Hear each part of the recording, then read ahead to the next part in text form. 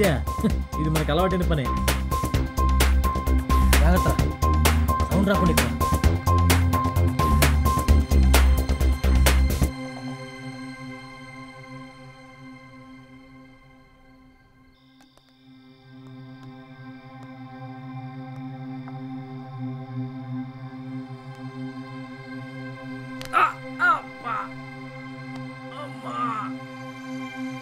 అలవాటు తప్పినట్టుంది.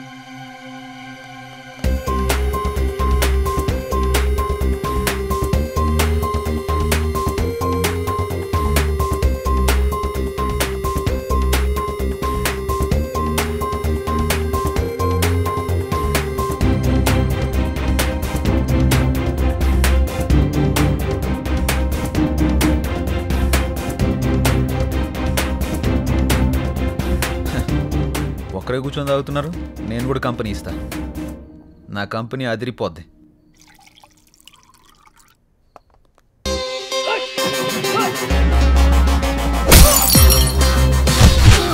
చెప్పానుగా నా కంపెనీ అదిరిపోద్దని.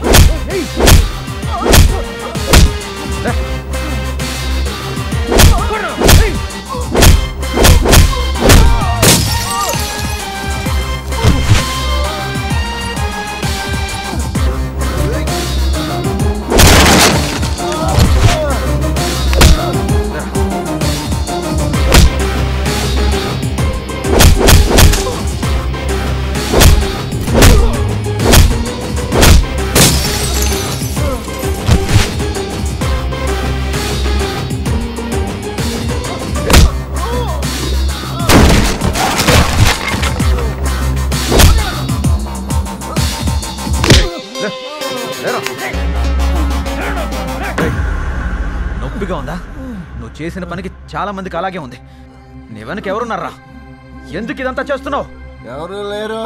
ఈ అమ్మా ఇండస్ట్రీ, ఈ ఇండస్ట్రీ మారదు, మీ రౌడీలు మారదు. ఫస్ట్ లో చెప్పను నిజం, లాస్ట్ లో పంచి కానీ నిజం చెప్పేస్తా. ఇచ్చి లాస్ట్ పంచి ఇచ్చి. ఎవరు?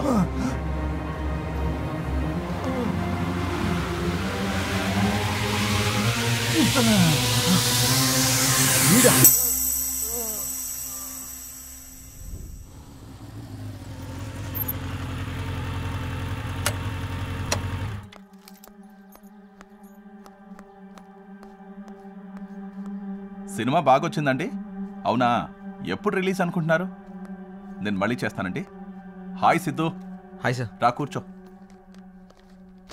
ఎలా ఉన్నావు? నేను బాగానే ఉన్నాను సార్. మీకు ఇంపార్టెంట్ విషయం చెప్దామని వచ్చాను సార్. ఏంటి? సత్యానంద్ గారు సూసైడ్ చేసుకొని చనిపోలేదు సార్, ఆయన్ని మర్డర్ చేశారు. అవునా? అవును సార్. కావాలంటే ఈ వీడియో చూడండి.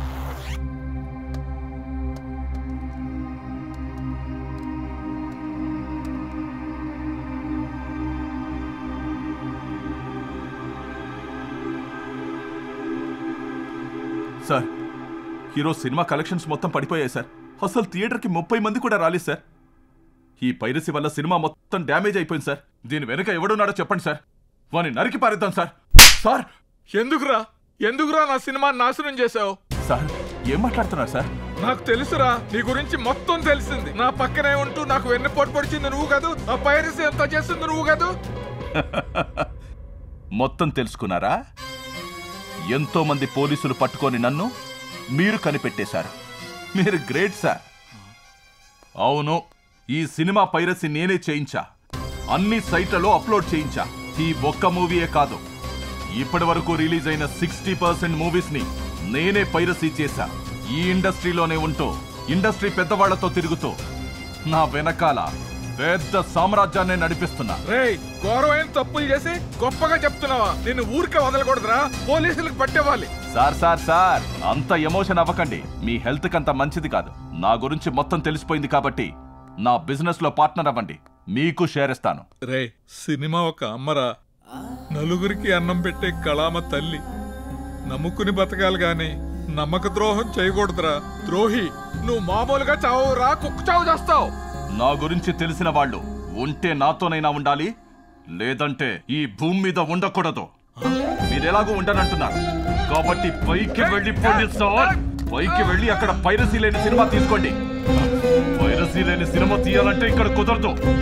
పైకెళ్ళి ట్రై చేసుకోండి. Happy journey.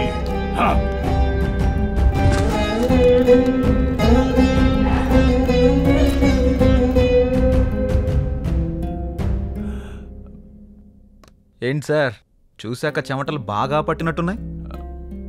అబ్బబ్బబ్బబ్బబ్బ, ఏం యాక్టింగ్ చేశారు! ఇదే యాక్టింగ్ సినిమాలో చేసుంటే డెఫినెట్గా మీకు ఆస్కార్ అవార్డు వచ్చేది. Good, very good. నువ్వు కూడా భలే కనిపెట్టేశావు.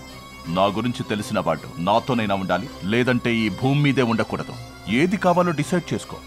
నాతో కలిసి పనిచేస్తే షేర్ ఇస్తాను. ఎంత ఇస్తారు? 20%? సరిపోదు. 30%? అస్సలు సరిపోదు. మరి ఎంత కావాలి? సార్, నాకైతే షేర్ ఇచ్చి మేనేజ్ చేద్దాం అనుకున్నారు. మీ వీడియోని లైవ్లో చూస్తున్న వాళ్ళకి ఎంత ఇచ్చి మేనేజ్ చేస్తారు? వాట్? షాక్ అయ్యారా?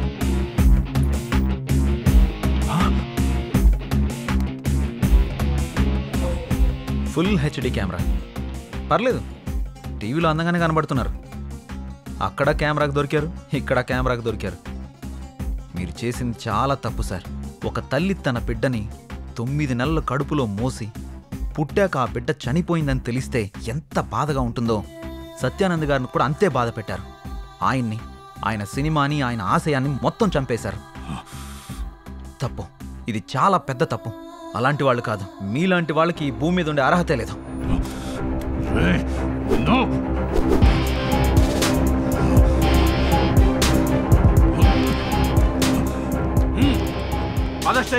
Very happy sweet journey sir. జైల్లో బాధ తినండి, మీరు చిక్కిపోతే నాకు సంబంధం లేదు. నన్ను పట్టుకున్నానని ఆనందపడిపోకు. నాలాంటోళ్ళు 100 వేలున్నారు, వాళ్ళని ఎలా పట్టుకుంటావు? ఎంత పెద్ద చేప అయినా గ్యాలం వేస్తే పడుతుంది, వాళ్ళు కూడా పడతారు. తీసుకెళ్ళండి సార్. ప్రొడ్యూసర్ సత్యానంద్ ని చంపినందుకు మేనేజర్ సురేందర్ ని అరెస్ట్ చేసిన పోలీసులు, హత్య మిస్టరీని ఛేదించినందుకు సిద్ధుపై ప్రశంసల జల్లు కురిపించిన CM KCR. Hi Siddhu. Hi madam. దేశంలో ఎన్నో రకాల సమస్యలుండగా పైరసీని ఎందుకు ఆపాలనుకున్నారు? సినిమా అంటే ప్రజలకు ఒక ఎంటర్టైన్మెంట్ మాత్రమే, కానీ సినిమా తీసే వాళ్ళకి అదే జీవితం. ఒక సినిమాని మనం థియేటర్లో జనాల మధ్య చప్పట్ల మధ్య చూస్తేనే ఒక మంచి అనుభూతి కలుగుతుంది. చిన్నప్పుడు మనం గంటలు గంటలు క్యూలో నిలబడి మరీ సినిమాలు చూసేవాళ్ళం. కానీ ఇప్పుడు థియేటర్లో రిలీజ్ అయిన కొన్ని గంటల్లోనే పైరసీ ప్రింట్ బయటకు వచ్చేస్తుంది.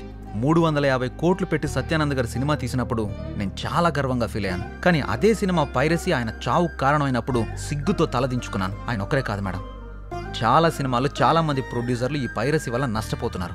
అది చూసే నాకు ఏదైనా చేయాలనిపించింది. సినిమా అంటే డైరెక్టర్ ఒక స్టోరీ అనుకుని దానికోసం పగలు రాత్రి కష్టపడి ఒక ప్రొడ్యూసర్ని, ఒక హీరోని ఒప్పించి సంవత్సరం కష్టపడి సినిమా తీసి రిలీజ్ చేస్తే కొన్ని గంటల్లోనే పైరసీ ప్రింట్ బయటకు వచ్చేస్తుంది.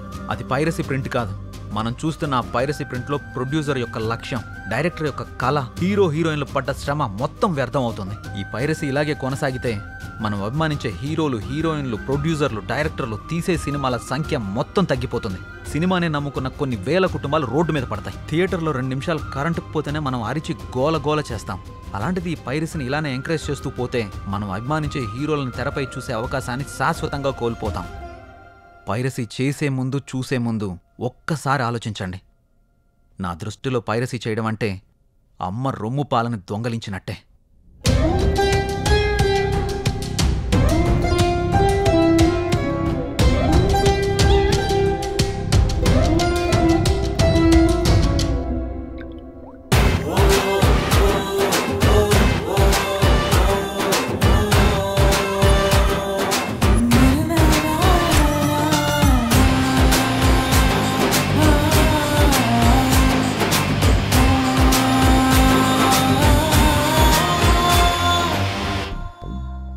రేయ్, ఏం చూస్తున్నావురా? ఈ రోజే రిలీజ్ అయిన సినిమా పైరసీ అయ్యి బయటికొచ్చింది హాట్గా. అదే చూస్తున్నా. దా, నువ్వు కూడా చూద్దువు గని. రేయ్, ఈ ఫోన్లో చూస్తే కంటికి సరిగా కనిపించదు, చెవులకు సరిగా వినపడదురా.